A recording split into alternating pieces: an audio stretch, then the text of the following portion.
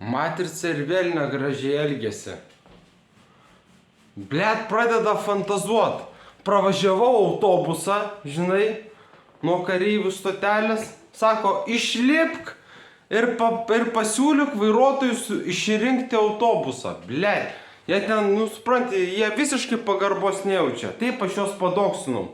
Bet aš juos padoksinau privačiai. Aš jokio video formato nekėliau.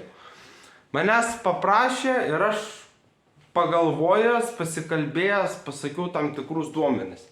Bet pavyzdžiui, Matrica, važiuoju nuo kareivių stotelės su kelintu, su 10 ar 6 troleibusu, žinai, ir sako, išlipk vidury tarp stotelių, nueik pas vairuotoją ir pasiūlyk jam išrinkti mašiną. Žinai, sako, blet, pasiūlymai ten pas juos, arba sako, skambink mechanikai, kol prisiskambinti, ir sako, neprisiskambinti, sako, mums šiandien nesirodyk, sako.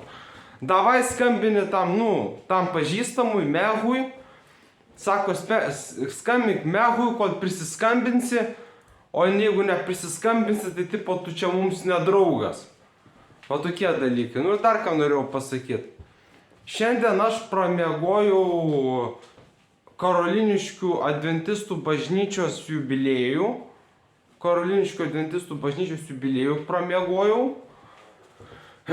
Bet už tai pasėdėjau Jeruzalėj.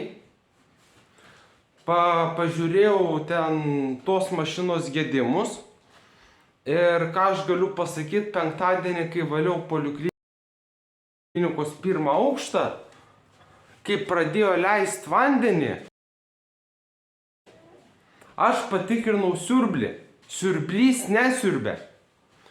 Siurblys nesiurbė ir jisai paleidžia fontanų tą vandenį. Tai va, jeigu montuosiu su CapCut programa, galbūt apdorosiu, įdėsiu tos paveikslėlius. Tai va, siurblys, fontanas, iš siurblio, iš mašinos eina fontanas nešvaraus vandens. Tai va, ir aš patikrinau siurblį, siurblys nesiurbė. Tai duok Dieve, meldžiuosi Jėzui Kristui, Jėzau, tu matai, kad aš esu nelaimėje, padėk man. Padėk man įrodyti, kad sugedo siurblys, padėk man surasti gedimą su kolega, kad sugedo siurblys. Tai va. Ir dabar aš pirmadienį turiu planą 9 valandai važiuoti Santariškes, kad išsiaiškinčiau, kas yra tai mašinai, stumdomai. Nes jinai purškia, nes jinai leidžia nešvarų vandenį. Tai va, taip. Ir aš manau, kad taip yra todėl, jog neveikia siurblys. Kodėl aš taip manau? Todėl, kad kitai mašinai, sėdimai mašinai, siurblys jau buvo gedimas jau buvo pastebėtas. Kitai sėdimai mašinai vienas kolega jau pastebėjo gedimą ir jisai pasakė, reikia keisti siurblį.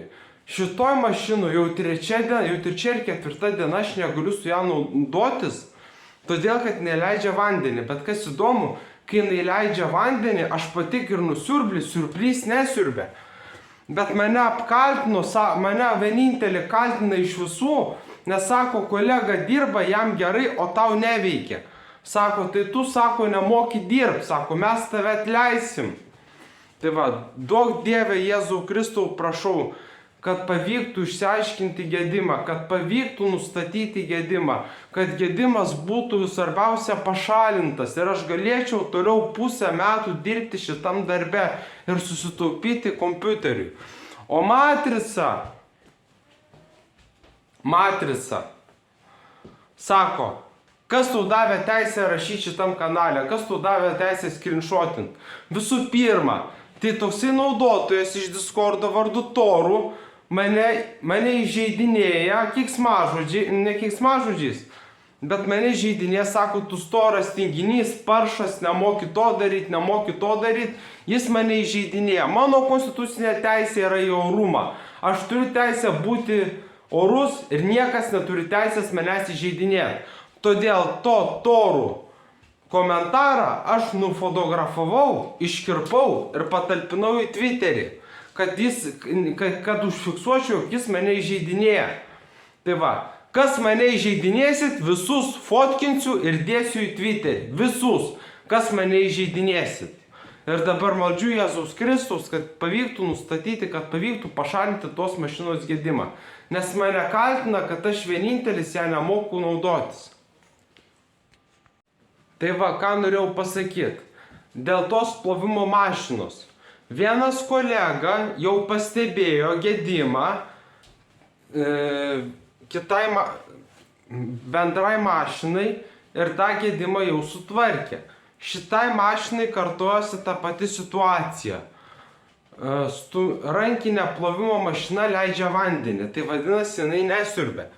Tai va. Tai noriu pasakyti, kad vienas kolega jau pamatė problemą ir apie ją pranešė. Aš kaip pranešiu apie problemą, manęs niekas nesiklauso, nes vienas kolega dirba ir jam atseit gerai. Bet jeigu yra gedimas, tai nesvarbu, kad jam gerai. Gedimas gali pasireikšti bet kuriuo metu. Mašina bet kuriuo metu gali sugesti. Todėl, kad ir kas man pikta, kad manęs niekas nesiklauso. Vienas kolega pranešė apie gedimą ir iš karto sutvarkė. Aš pasakiau apie gedimą, sako, tu pats kaltas, kitam negendo, tau tik vienam genda.